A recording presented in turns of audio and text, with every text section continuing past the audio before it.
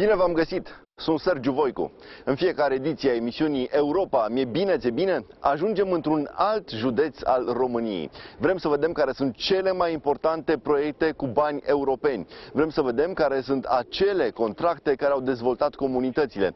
Ce planuri au autoritățile pentru anii următori, dar și ce îi animă pe antreprenori să vrea mai mult, să vrea bunăstare și să apeleze la banii comunitari. Așa cum v-ați dat seama, am ajuns la Sibiu. Vreau să văd ce s-a mai întâmplat în ultima vreme aici și să descoperim împreună cele mai interesante proiecte. Să vedem împreună Sibiu.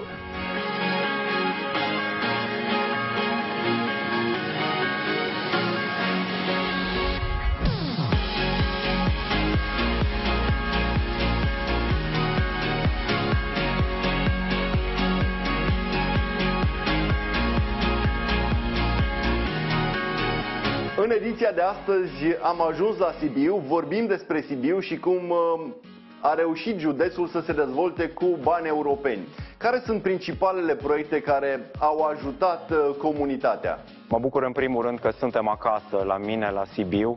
Sibiul a fost mereu un far, un exemplu, nu doar acum în ultimii ani, ci și în istoria sa.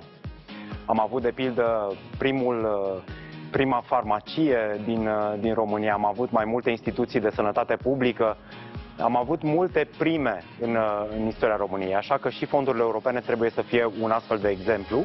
Am avut deja proiecte bune, este incontestabil, s-au făcut foarte multe renovări, de exemplu, s-au făcut foarte multe reabilitări, sunt proiecte în ceea ce privește apa și canalizarea. Mă gândesc și la Biserica Evanghelică, care are de anul acesta o imagine mult mai frumoasă pe bolta Sibiului, dar eu cred că Sibiul poate și mai mult. Putem fi o capitală verde, o capitală digitală a României și unul din centrele cele mai importante universitare. Sibiul are viitor, nu are doar trecut.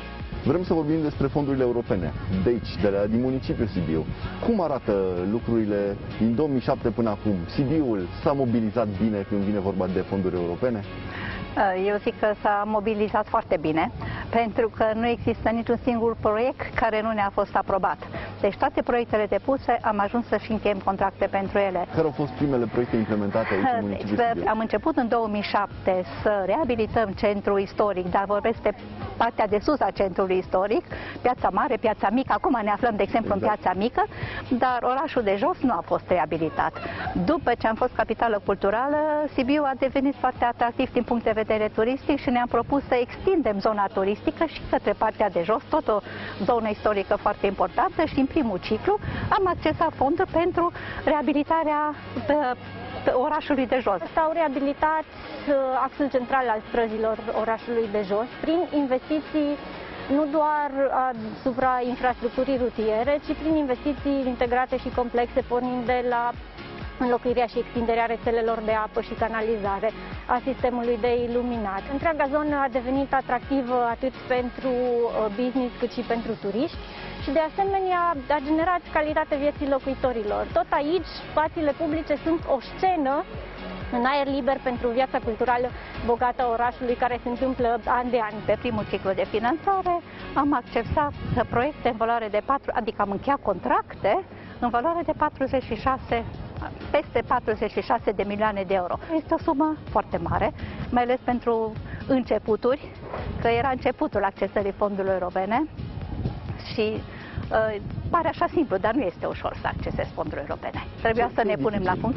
Este dificil, în primul rând e dificil să aștepți să le poți accesa. Responsabilitatea foarte mare, procedurile lungi de contractare care trebuiau respectate, controlul exercitat în etapa a doua, deja am accesat fonduri de 170 de milioane de euro. Fiecare județ se duce către un domeniu principal unde vrea să investească bani europeni. Unii se duc către cercetare, alții se duc pentru reabilitări de clădiri, monumente. Cum este cazul Sibiului? Noi ne-am axat foarte mult pe mobilitate și pe educație. Și în acest ciclu noi am accesat bani pentru, de exemplu, extinderea școlilor. Sunt 3 școli care se extind. Când vorbesc de extindere, vorbesc inclusiv cu construcții de săli de sport și alte 4 școli care am accesat fonduri pentru eficientizarea energetică a acestora. 512 panouri fotovoltaice instalate în clădiri pompe de căldură pentru surse alternative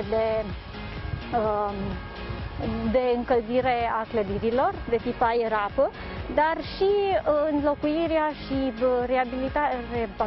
revigorarea întregului sistem electric și de iluminat, adaptarea, dar și măsurile care au fost necesare în toate clădirile pentru consolidarea lor, reparații de acoperiș, peste 400 de echivalent tone CO2 emisii care nu mai poluează aerul orașului. Unul dintre cele mai importante proiecte pe fonduri europene realizat de Consiliul Județean este Spitalul Clinic Județean de Urgență din Sibiu, care a fost reabilitat, modernizat cu bani europeni.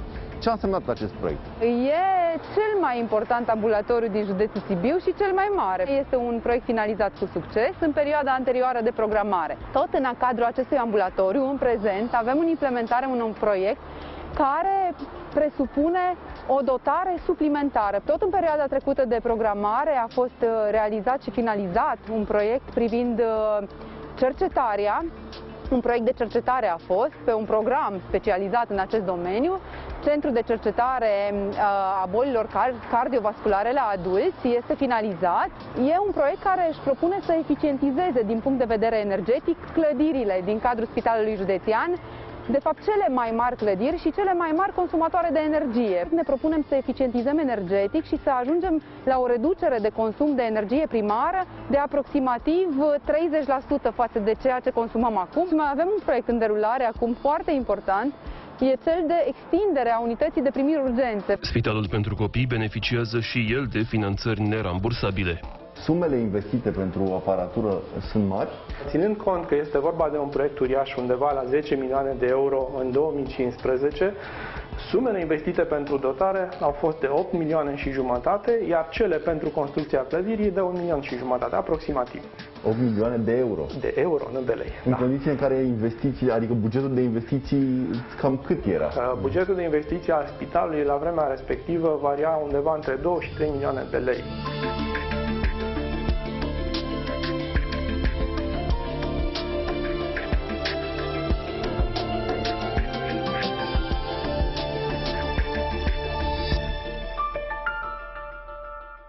Suntem în cabinetul de ecografii și vă rugăm să ne arătați în ce s-au dus banii europeni, în ce ați reușit să investiți și ce rezultate ați obținut.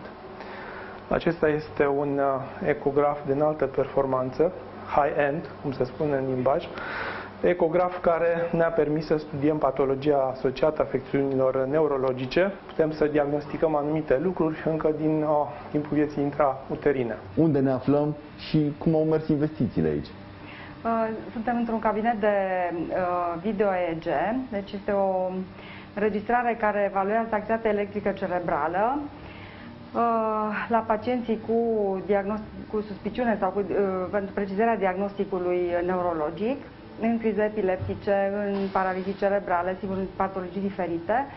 Avantajul acestui tip de cabinet este faptul că putem să facem înregistrări de tip video EEG, în care pacientul rămâne cu unul dintre părinți în general și poate fi monitorizat atât video cât și deci vedem ce se întâmplă, comportamentul copilului, în paralel cu activitatea electrică cerebrală. Acest tip de investigații în România se fac în puține centre. Aici avem aparatul de PCR în care se face amplificarea probelor.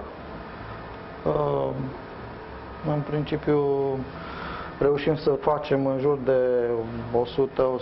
150-200 de probe pe zi. Cu bani europeni am cumpărat kituri de extracție. Avem 3 aparate de extracție. Aici avem un frigider la minus 80 de grade în care păstrăm probele pozitive. Tot cu bani europeni. Intrăm în, să spunem așa, partea cea mai spectaculoasă a proiectului dezvoltat în 2015 și anume laboratorul de rezonanță magnetică. O să vă rog să procedem. Este vorba despre un magnetom de 3 Tesla, puterea este imensă. Era la vremea respectivă și acum este unul dintre cele mai performante aparate de rezonanță magnetică. După câte puteți vedea în această cușcă Faraday, a fost amenajată să fie prietenoasă cu pacienții de vârstă pediatrică. Da, văd că sunt desene animate pentru ei ca să se mai relaxeze. Exact. La aeroport există un proiect cu fonduri europene. În ce valoare este și ce vizează? Este vorba de un proiect de aproximativ 35 de milioane de lei e o valoare mare.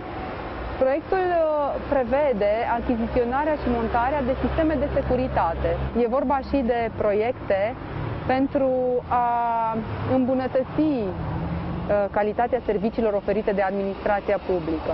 Avem acum în implementare proiecte care presupun, vă dau câteva exemple, circulație electronică. Și chiar s-a implementat acest proiect. La noi nu mai circulă hârtii prin Consiliul Județean.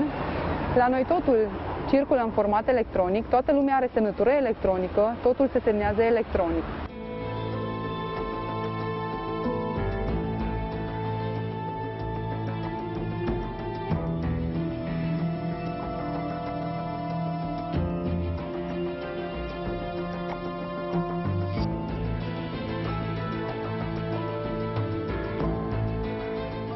Pe partea aceasta de divertisment, agrement și turism, către ce nișă ați mai mers? Pentru agrement avem acum proiecte care vrem să le depunem în următorul ciclu. E vorba de amenajarea Darului Gușteriței. Este un deal foarte frumos, o zonă foarte frumoasă, într-o zonă, practic înainte a fost o zonă rurală, acum este un cartier al Sibiului și vrem să-l amenajăm pentru agrement. Unul din proiectele importante vizează crearea unui parc pe o suprafață de 6 hectare, într-o zonă în plină dezvoltare a orașului. Avem proiecte pregătite în valoare de aproape 600 de milioane de euro. Și în această sumă mare este inclus inclusiv un tren periurban, un proiect care îl depunem împreună cu comuna noastră vecină Tășelimber. Cum au stat lucrurile pe mobilitate? Acolo ați încercat să aduceți autobuze electrice, mai puțin poluante, să eficientizați rutele de transport. Cum s-a văzut în gradul de ocupare a autobuzelor? Au mers sibienii mai mult cu autobuzul după ce ați făcut investițiile acestea? De la nivelul anului 2006-2007, când aveam în jur de 30.000 de călători pe zi pentru transportul public, la nivelul anului 2019 sunt peste 100.000 de călători pe zi cu transportul public. Înnoim toată flota companiei noastre de transport public. Sunt 9 electrice mari, sunt 5 electrice mici pentru zona centrală, am cumpărat minibuze și 55 de CNG-uri. Dar și în mobilitate, toate investițiile pe care le-am realizat și aici avem contracte încheiate în acest exercițiu financiar de aproximativ 50 de milioane de euro. Încurajați și mobilitatea cu bicicleta, creând piste de bicicletă.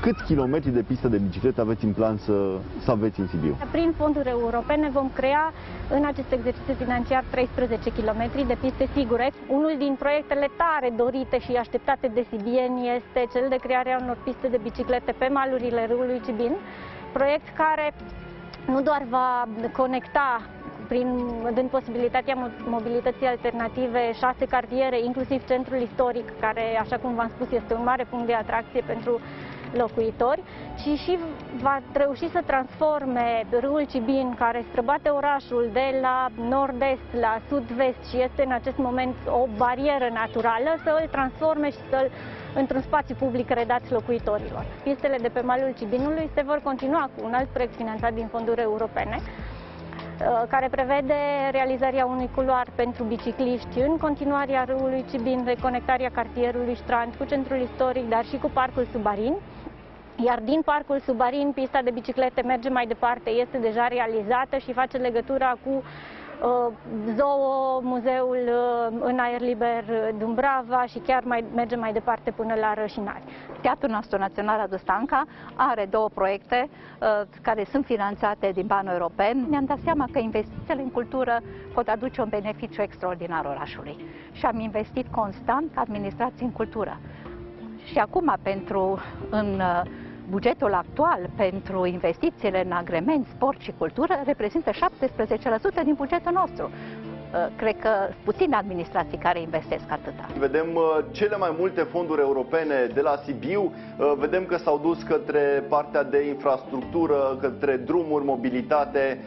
Putea să facă Sibiul ceva diferit în anii de până acum, din 2007 până acum? Sibienii așteaptă, de exemplu, digitalizarea serviciilor publice, administrative, așteaptă transparență. Banii nu pot dispărea dacă avem transparență și avem digitalizare. Mă gândesc acum și la tineri. Tinerii își doresc, de exemplu, un Sibiu verde. și, nu în ultimul rând, un Sibiu care să aibă o universitate competitivă la nivel național.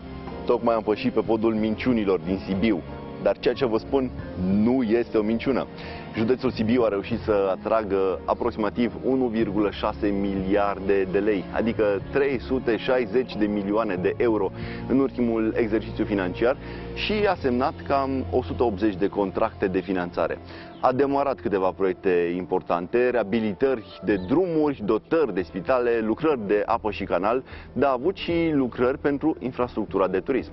Eu o să vă dau doar acum un exemplu concret de proiect pe care îl avem în derulare acum și este și un model bun de parteneriat și de o colaborare. E vorba de un proiect pe care îl avem în parteneriat cu Primăria Ocna Sibiului. Cunoașteți cu siguranță Ocna Sibiului, litoralul nostru de aici, din Ardeal. Acolo avem un proiect finanțat pe programul operațional regional care presupune infrastructură de agrement, avem mobilier stradal, locuri de joacă pentru copii și totodată o infrastructură rutieră.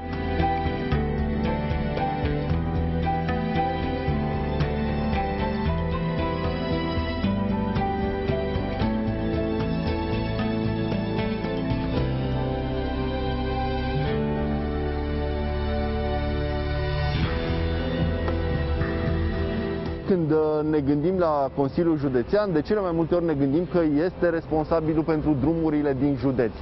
În cazul dumneavoastră, care au fost principalele drumuri pe care le-ați făcut, le-ați reabilitat cu bani europeni? Am avut în perioada trecută de programare 5 proiecte, cam 115 km de drum județean pe care noi am modernizat în perioada trecută de programare și în perioada aceasta cred că ar fi vreo 80 de kilometri. E ceva.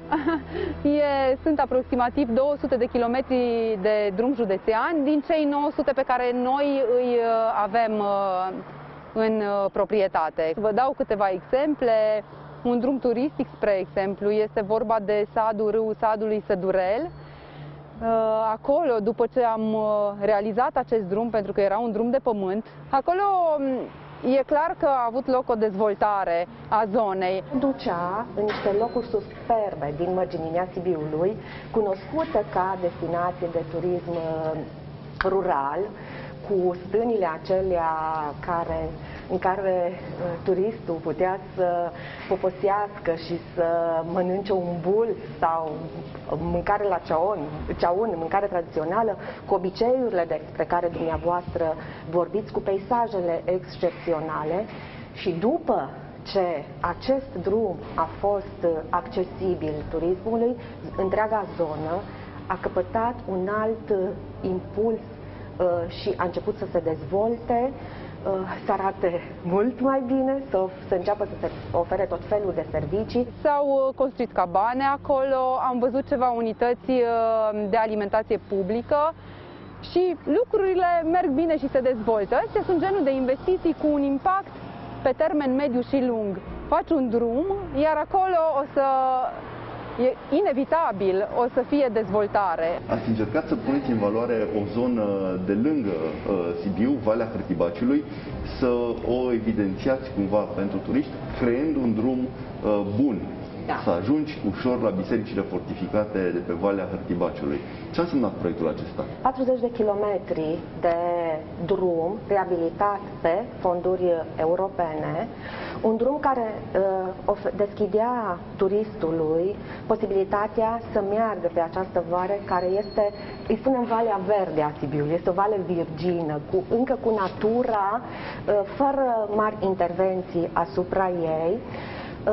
O vale care este foarte căutată de cei care vin și practică turismul acesta de drumeție sau cicloturismul. O vale care îți oferă posibilitatea să observi natura, floră, faună. Sunt biserici de lemn pictate de frații Grecu care sunt vizitate și acestea de asemenea. Plus că deschidem accesul spre un oraș izolat care avea nevoie de o deschidere pentru a începe să strălucească.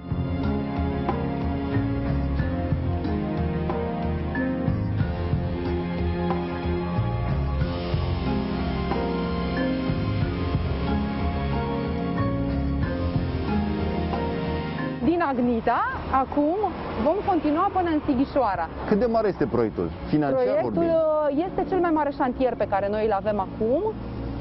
E vorba de aproximativ 20 de milioane de euro. Începe un exercițiu financiar 2021, se va întinde până în 2027. Aveți proiecte gata, pregătite pentru a fi lansate? O să avem un proiect major, este vorba de construirea unui spital nou. Cea mai mare investiție din județul Sibiu de după Revoluție, pot să-i spun, este proiectul Spitalului Județean, care la acest moment este cel mai avansat proiect de spital nou din România. Vorbim aici de peste 815 paturi. Și care la acest moment cu care suntem la stadiu de autorizație de construcție. Este o investiție de 500 de milioane de euro. Pe lângă acele investiții pe care le facem pe drumurile județene, am gândit o investiție mai mare, varianta ocolitoare sud a județului, o investiție pe care o cifrăm, conform studiului de fezabilitate, în jur de 100 de milioane de euro, pe care niciodată nu i-am fi avut dintr-un buget. Ca să înțelegeți, 67 de milioane de euro este bugetul Consiliului Județean. Se intenționează realizarea și depunerea unui proiect în viitorul foarte apropiat pe componenta de mediu, de gestionarea deșeurilor. Este o continuare a proiectului pe care l-am implementat. România este deficitară la aceste investiții, tocmai pentru acest motiv, pentru că autoritățile nu-și asumă să fie și nepopulare, chiar dacă investiția este necesară. Studiul de fezabilitate ne arată că investițiile sunt de aproximativ 100 de milioane de euro pe 2023.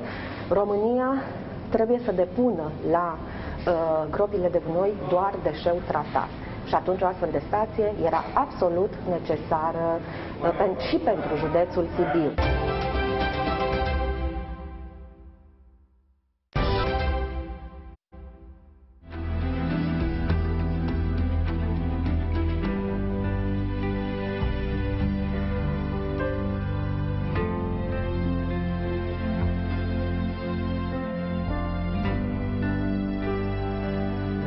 Am venit la Mediaș pentru că sunt multe proiecte cu bani europeni făcute la Mediaș și am vrea să le detaliem cu dumneavoastră. Care au fost primele proiecte care sunt cele mai mari și cele mai importante pentru comunitate? Primul proiect care deja era și finalizat când am venit aici, pe programul operațional regional, a fost cel care se referă la reabilitarea zidurilor cetății. Este un proiect de aproximativ 12 milioane de lei, un proiect extrem de bine primit de către populație, un proiect care a fost finalizat în anul 2015. Mediașul este un oraș în care, înainte cu mulți ani, poate înainte de Revoluție, exista foarte multă industrie. Din păcate, după Revoluție, această industrie s-a cam șters și atunci a trebuit să începem să gândim modalități prin care să dezvoltăm orașul. Iar singura modalitate și la îndemâna noastră a tuturor a fost aceea de a atrage fonduri extrabugetare și astăzi, dacă vorbim de fonduri europene, cât mai multe fonduri europene. Dacă am băga Mediașul într-un top al comunităților din județul Sibiu, unde vă aflați la atragere de bani nerambursabili? De când sunt primar, am semnat contracte, deci practic sunt în implementare proiecte de aproximativ 150 de milioane de euro. Pentru Mediaș, eu spun că este o sumă extrem de importantă. Care este bugetul dumneavoastră anual de investiții și cât înseamnă investițiile din bani europeni? Ca să ne dăm seama ce ați fi putut face din bugetul propriu și ce ați făcut cu banii comunitari. Deci bugetul Mediașului, tot bugetul Mediașului pe anul 2021 este 134 de milioane de lei aproximativ. Asta e și motivul pentru care suntem obligați să accesăm fonduri europene, pentru că altfel tot vorbim și nu se întâmplă nimic în urma noastră. Pe POR am considerat că e important să atragem fonduri pentru modernizarea liniilor de trolebuz, de asemenea pentru modernizarea rețelelor de apă și canalizare în Mediaș și în nordul județului Sibiu, prin operatorul nostru regional, Am reușit să semnăm un contract anul trecut de peste 700 de milioane de lei. Vom veni cu amenajarea unei piste pentru bicicliști, un lucru pe care îl vom extinde în tot orașul atunci când vom ajunge să asfaltăm toate străzile din oraș așa cum ne propunem. Ați scris deja proiecte pentru următorul exercițiu financiar? Suntem într-o fază extrem de avansată pe un proiect extrem de util pentru media și aici mă refer la varianta ocolitoare a orașului. Nu ai cum să promovezi un turism atâta timp cât ai probleme cu infrastructura rutieră.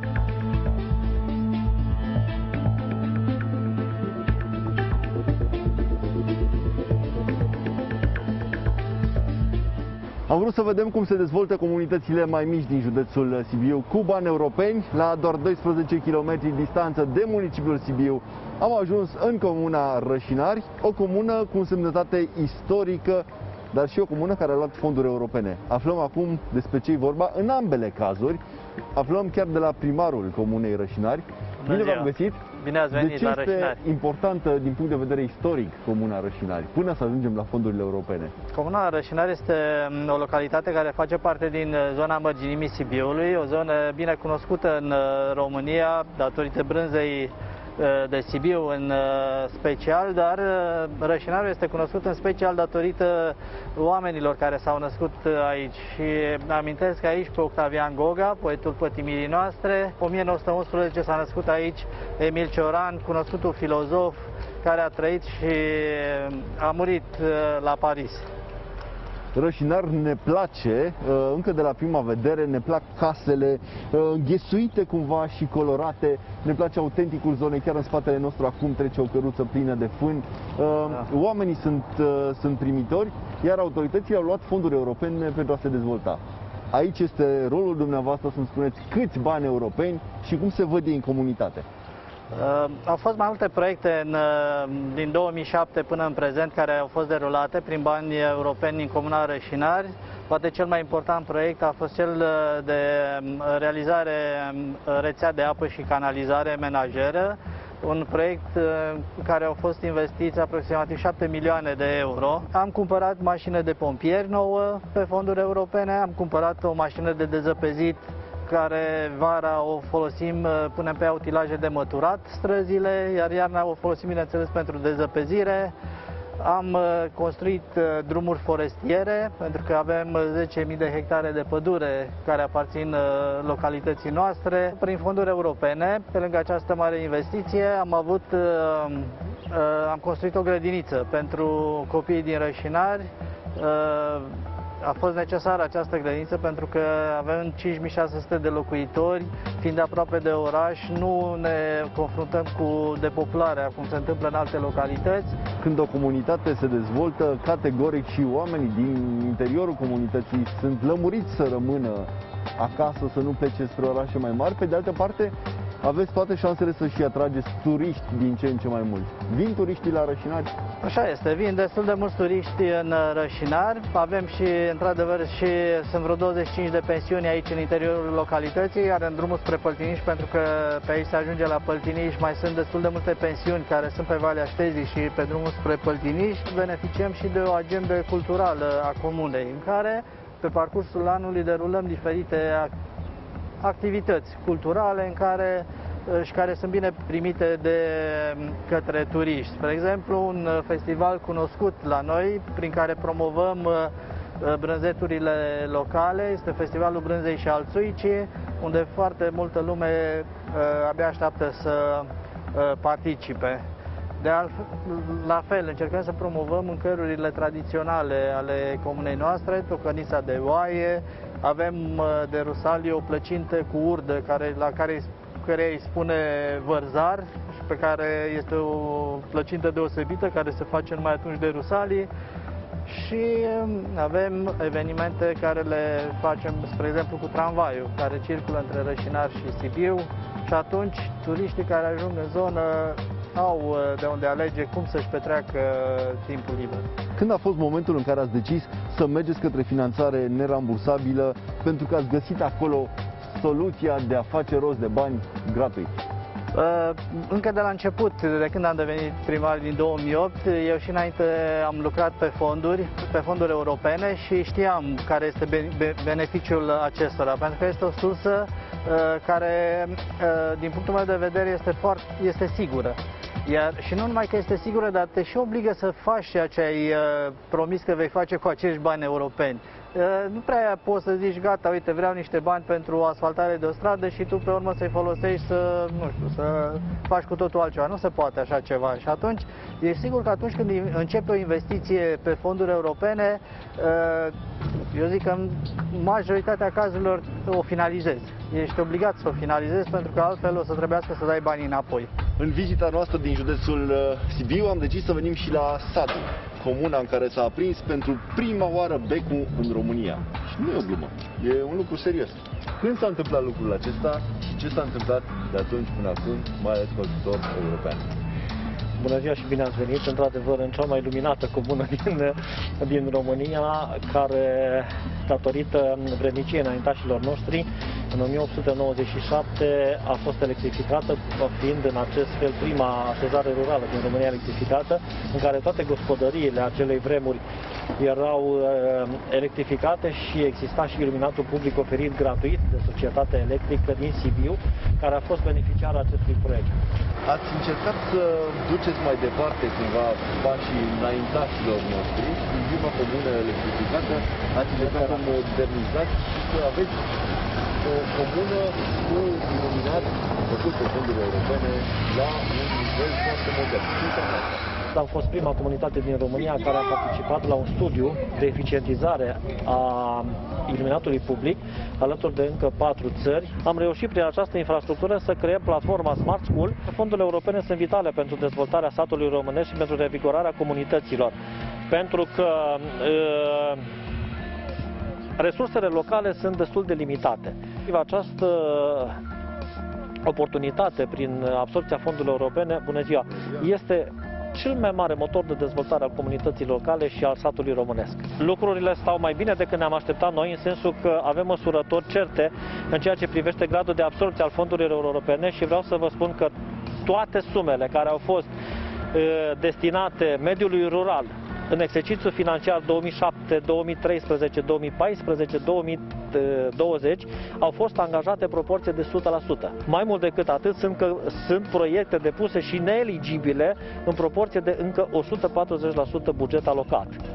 Iar aceasta este dovada că primarii din localitățile mai mici și-au dat seama că este o oportunitate uriașă și fără acești bani nu ar reuși să aducă comunitățile lor la standarde europene, așa cum ar trebui să arate o localitate modernă din 2021. Indiscutabil, da. Vedeți, apartenența la Marea Familie Europeană și libera circulație, dat fiind faptul că fiecare din cetățenii acestei țări iasă în afara granițelor și vede gradul de dezvoltare al comunităților din țările bine dezvoltate,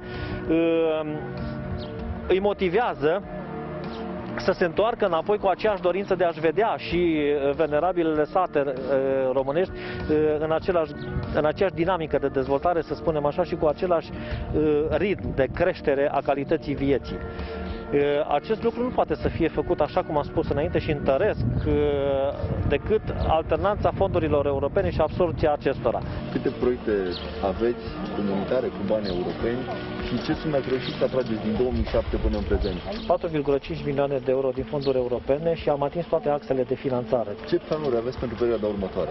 Suntem în plin proces de digitalizare și de ancorare, să zicem, în această translativitate a satului românesc înspre satul inteligent.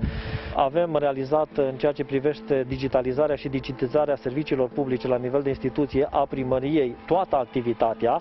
Suntem primăria fără hârtie. Orașul Cisnădie este și el unul dintre beneficiarii de sume nerambursabile pentru proiectele sale de dezvoltare. Cele mai mari sume s-au investit pentru îmbunătățirea infrastructurii de sănătate și dotarea spitalului orășenesc. Suma implicată aproape 11 milioane de lei. Pentru a crește atractivitatea zonei, biserica fortificată din Cisnădie este reabilitată pe bani europeni. Pentru a fi inclusă în circuitul turistic, s-au atras 6 milioane de lei. Lucrările trebuiau să fie gata la sfârșitul lunii august 2020, dar încă se lucrează.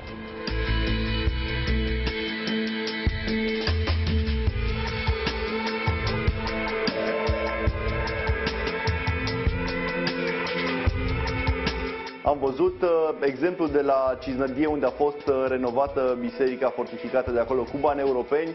Am văzut exemplul de la Mediaș, unde a fost de asemenea reabilitat centrul istoric de acolo cu bani europeni. Cât de mult pot ajuta banii europeni în a atrage turiști în județul Sibiu? Mă bucur mult că ați adus vorba de patrimoniu. Sibiul, întreg județul, este un muzeu în aer liber. De exemplu, în noua programare financiară, în noile programe operaționale, sunt bani destinați acestor tipuri de renovări ale patrimoniului. Eu știu că sunt niște oameni sufletiști, mă gândesc de exemplu la Ambulanța Monumentelor, care fac deja munca aceasta voluntară, iar noi trebuie să venim totuși cu partea de finanțare serioasă ca să reconstruim acest muzeu în aer liber care este județul nostru.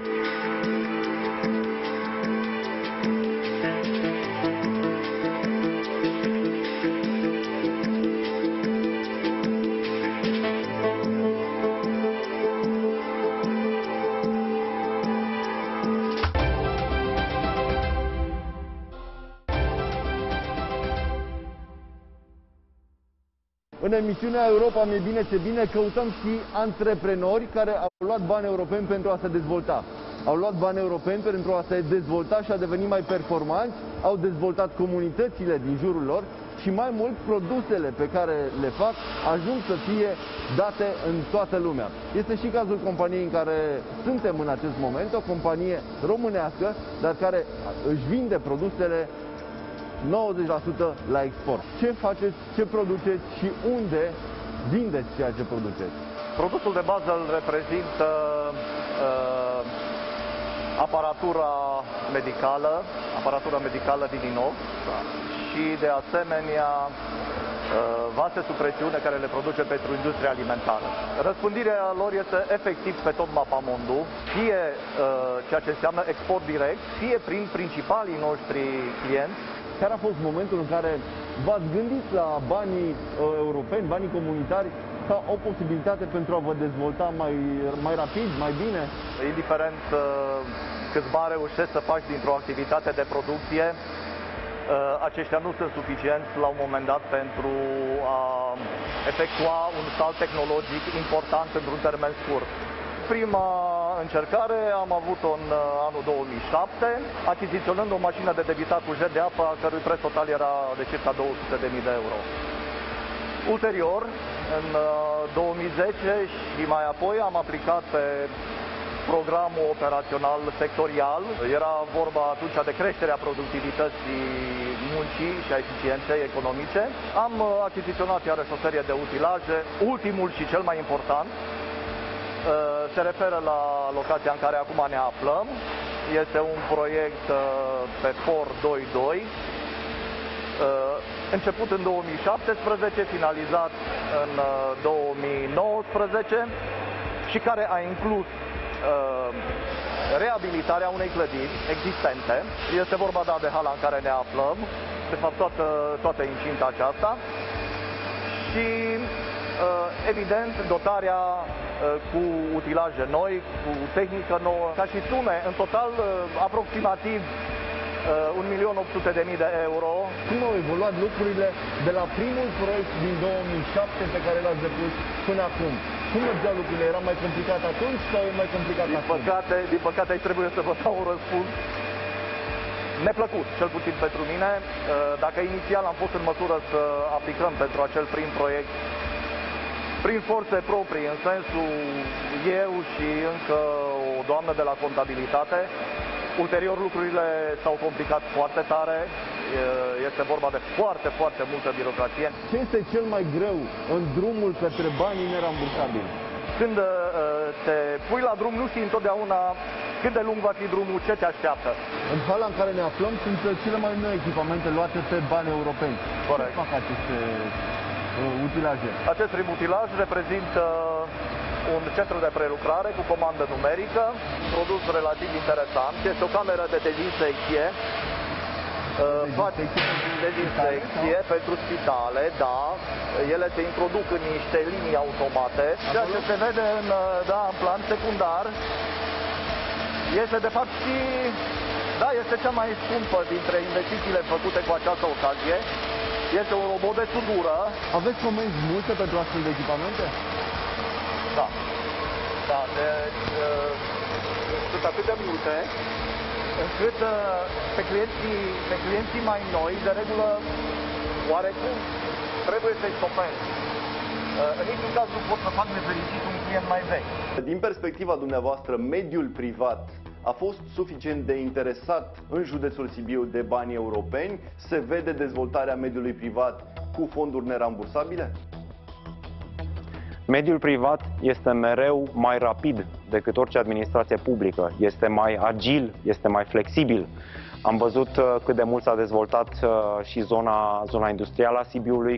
Infrastructura este o provocare mare pentru antreprenori, dar și găsirea de forță de muncă pregătită. Forță de muncă, virgulă, calificată. E și foarte greu de găsit. Foarte greu de găsit, foarte greu de găsit, dacă și în condițiile în care le ofer cazare gratuită. Și asta nu înseamnă puțin lucru, pentru că, în mod normal, știm prețurile de închiriere a unui apartament în Sibiu. Și totuși oamenii nu vin. Am 3 apartamente ocupate din 17. Greu de găsit strungari, frezori, lăcătuși, învățământ, o distrus această dorință, să zicem, potențială a lor. Pur și simplu. Nu se mai... Adică nu mai pregătesc, nu mai pregătește nimeni. Nu școală specializată pentru așa ceva. Evident.